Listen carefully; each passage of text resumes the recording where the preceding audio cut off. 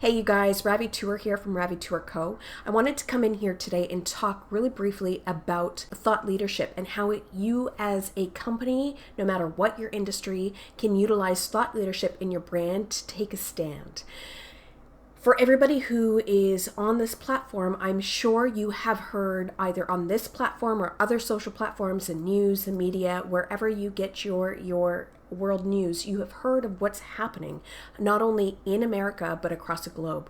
We are going through a humanitarian issue that is super raw and a topic that is super charged. We're talking about racism, right? And specifically about Black lives. Now, we all know that this topic of racism exists. It's not something that is brand new to us. We know it's well and alive, right? And the reason why I say that is because back in August of 2017, I did a video on the Charlottesville case, and here we are in June of 2020 talking about the same subject matter and talking about the same issues.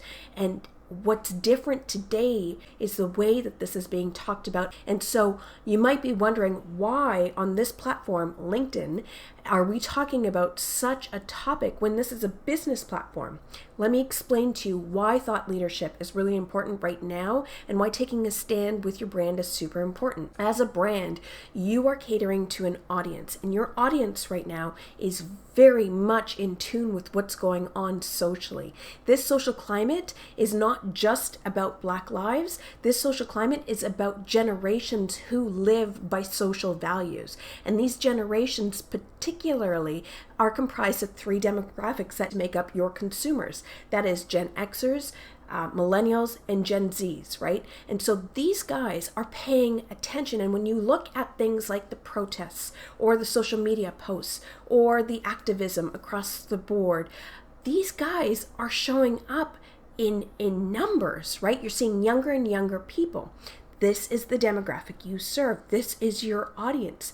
And these guys, they're so intelligent, right? So these demographics actually pay attention to what's happening in the world, and they put their loyalty into brands who stand up, who take a stand in what's going on in the world, whether it's environmentally, socially, economically, right? So when you look at those parameters, you best ask yourself, where do I stand as a brand, as a company, right? But also as a CEO, as a business owner.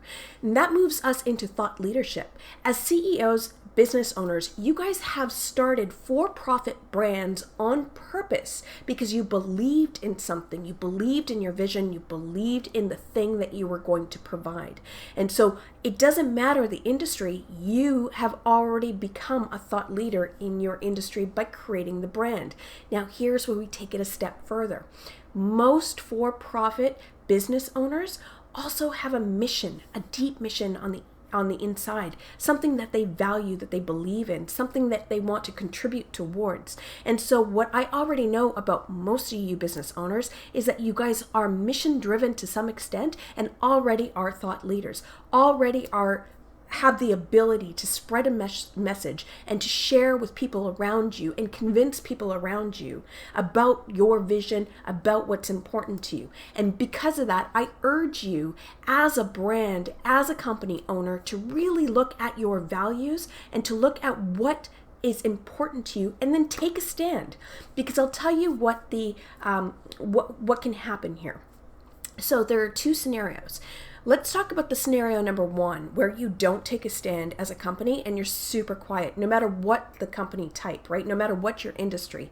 When you don't take a stand, what I've seen in this very short period of time, about almost 10 days, is companies who don't take a stand are actually feeling the repercussions of their lack of voice, right? So not being present, not sharing an opinion, not having a stance, not being there for their audience, it speaks volumes. And what's ended up happening is the audience or the consumers have retaliated by stepping away from the brand, right? Pulling away their loyalty, sharing that they no longer support that brand. And so that really, really affects the bottom line, but also your brand reputation. Think about the time you've invested in building your brand reputation up and then having that chopped down because you chose to be silent, right? And the silence can come from all sorts of things. It can be from fear, it can be from uncertainty, it can be from a lack of understanding, and I'll talk about that shortly. But then let's look at the second scenario, which is when a company takes a stand. So let's look at Nike specifically. Nike from 2017, 2018, when they ran their ad in support of Colin Kaepernick. When they ran that ad, the first thing that we saw on media was a visceral response by consumers burning their merchandise, boycotting the company, and so forth, right? But that is what you saw. What actually happened in reality was that the company's revenue spiked. And so Nike ended up having a 31% revenue increase in their sales that year because of the ad they ran. Now think about that. When a company takes a stand, there's a spike in revenue. That's because there's brand loyalty. Consumers really want to know that you stand for something, especially the demographics that I listed, right? Gen Xers, millennials, Gen Zs really want to know. And so I'm not saying that this is a time to be opportunistic. What I'm telling you is you as a brand need to take a stand, because if you don't, there are repercussions. And if you do, there are advantages. But either way, you have to understand that your audience is watching, they're listening, they're feeling, they're a part of this social revolution one way or another. And so you have to ask yourself, are you a part of it or not? So today what I want you to do is I want you to consider what it is that you stand for. What are your values? What is your brand value? What is your company value?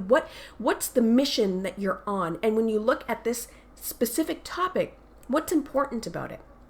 Now, if you are a company that is unsure, you're uncertain of what to say, you've got fear, you might not be fully immersed in what's going on, or you feel like you're not educated enough, what I would say is have some humility. It's huge, right? Humility is huge. By saying you don't know and you're open to feedback is massive, and your audience will love it.